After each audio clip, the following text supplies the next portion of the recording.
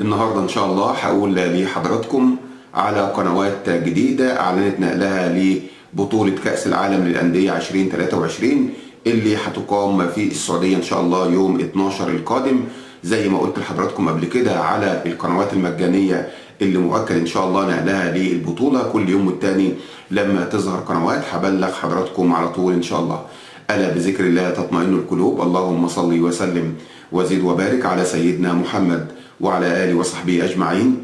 جايب لحضراتكم النهاردة قنوات جديدة أعلنت نقلها لجميع مباريات كأس العالم للأندية 2023 اللي هتقام في السعودية إن شاء الله يوم 12 الشهر القادم إن شاء الله.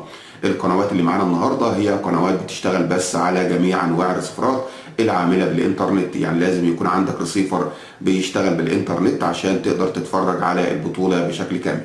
القناة موجودة على القمر الهوت بيرد، ولازم طبعا يكون عندك القمر الهوت بيرد عشان برضو تقدر تستقبل إشارة القنوات. وعلى فكرة عشان تقدر تستقبل إشارة القمر الهوت بيرد بشكل كويس وتشتغل معاك القنوات اللي هقول لك عليها النهارده، لازم يكون عندك طبق ما يقلش عن 80 سم، وكمان تكون جودة الإشارة بتاعته كويسة، يعني مش أي طبق وخلاص. وانصحك طبعا إنه يكون طبق بريفكس لأن الطبق ده إشارته قوية جدا اللي هو 80 سم.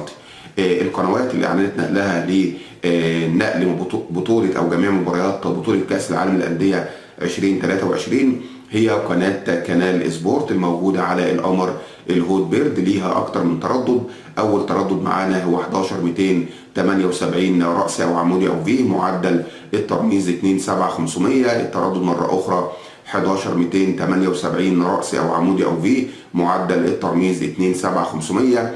تاني تردد معانا وهو 11488 افقي، معدل الترميز 27500. تاني تردد معانا هو 11488 افقي يعني اتش، معدل الترميز 27500. ان شاء الله كل يوم والتاني لو ظهرت قنوات جديده هبلغ حضراتكم ان شاء الله.